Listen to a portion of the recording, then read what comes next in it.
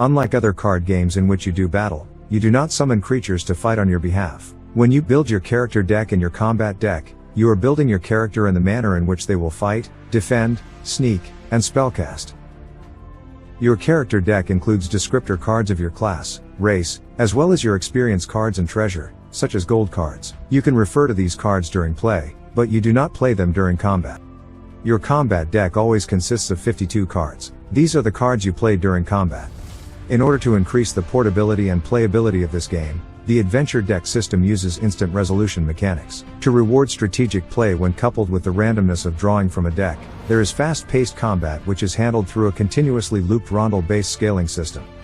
During combat, only cards from the combat deck are used, which typically include weapons, armor, shields, attributes, skills, spells, magic items, and more. Cards which can be used to build your combat deck are easy to spot. They typically have a combat rondel or a large attribute icon in the upper left-hand corner.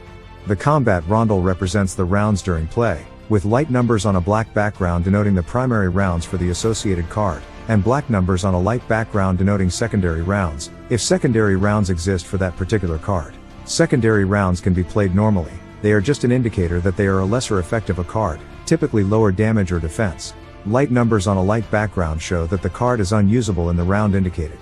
Above, and sometimes below, the combat rondel is a damage or defense icon, the arrowhead icon indicates damage, and the shield icon indicates defense. Always match the color of these icons to the color of the current round on your card.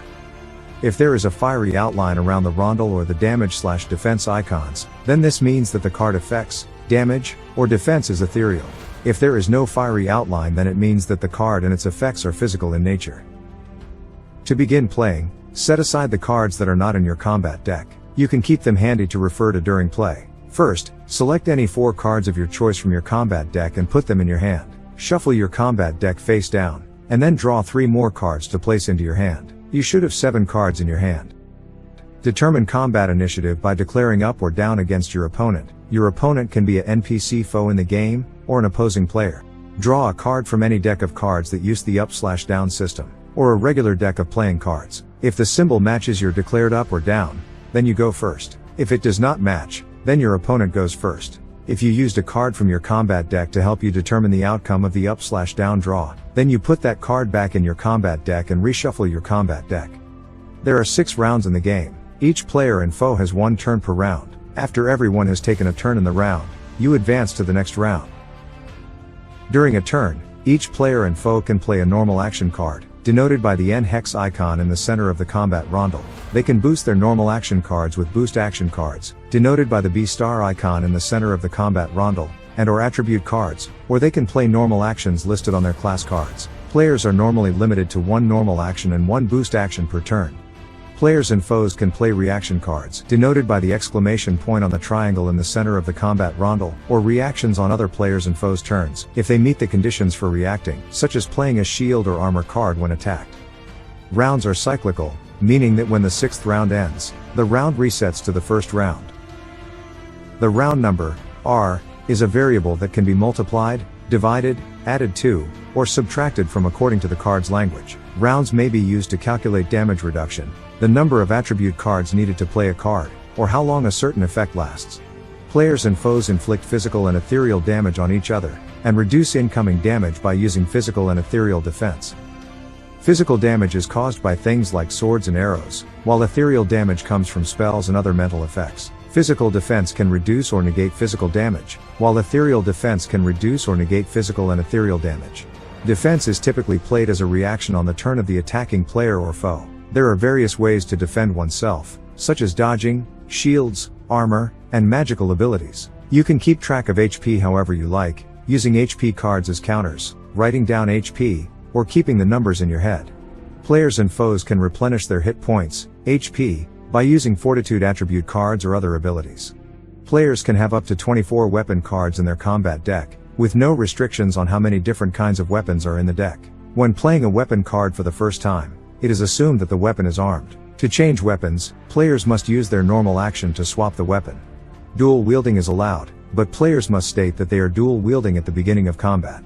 Only 2 medium weapons or smaller or 1 large weapon plus a small weapon can be dual wielded. Weapons with the thrown ability can be thrown at melee and thrown distances, and a character can draw a weapon and throw as an action as long as they have the weapon card in their hand. To draw any other weapon without the thrown ability, players must declare that they are switching to a different kind of weapon, and spend a normal action to do so. The up/down system is a method of randomizing decisions in the game. For example, it can be used to counter spells, pick locks, or keep balance in difficult situations. To use this system, declare whether you are matching up or down, and how many cards you are drawing. You can use either your combat draw deck or a dedicated up/down deck to draw cards for an up/down check. If you don't have many cards with which to play, you can substitute regular playing cards with red hands for the down arrow, and black hands for the up arrow. Foes use a virtual deck utilizing the up/down system instead of containing a full combat deck for each foe. On each foe card is a list of possible normal actions and reactions by round for each foe. The foe card contains information such as experience, hit points, gold, attributes, weapons, armor, skills, traits, size, and level of each foe. Included with many foes are extra cards, which include skill cards, weapon cards, armor cards, and spell cards, but these are for your reference only and not meant to be played. To determine the foe's normal actions and reactions, refer to the combat rondel, which has the N hex symbol or exclamation point inside of a triangle symbol, denoting normal actions and reactions, respectively. Match the rondel to the current round, and then match the color of the number and background of the round to the color of the text and background of the associated boxes to the right of the combat rondel. You will see draw X next to each combat rondel, which tells you the required amount of up/downs to draw. The required up/down match is inside the boxes to the right of the combat rondel, matched in any order. If the up/down outcome is successful, the foe takes the specified normal action or reaction. Otherwise, the foe may do base damage or take an action under the failure heading, or do nothing. When a foe is defeated, you add XP and gold cards to your character deck according to what is listed on the foe card. If a foe successfully flees from you, you collect their XP card but not their gold card. Foe traits are detailed in the standard and advanced rules. Players navigate through rooms represented by map and room cards. Room cards have maps and descriptions telling you about the room, how many foes are in it and what their tactics might be, treasure/loot in the room, and navigation to other rooms. The usable distances for weapons, spells, abilities, etc. are listed on each map and room card. If a card does not have a distance listed, it can be played at any distance. If a player's or foe's card does not match the distance on the map or room card, then they must declare an up/down and then match it in order to play their card or ability successfully. If they are not successful, then they play and discard the card/ability without it taking effect. Upon defeating foes in the rooms or outsmarting them, you may add treasure and loot to your character deck. Thank you for playing the AdventureDeck system, a U.S. military veteran and indigenous American owned and operated project.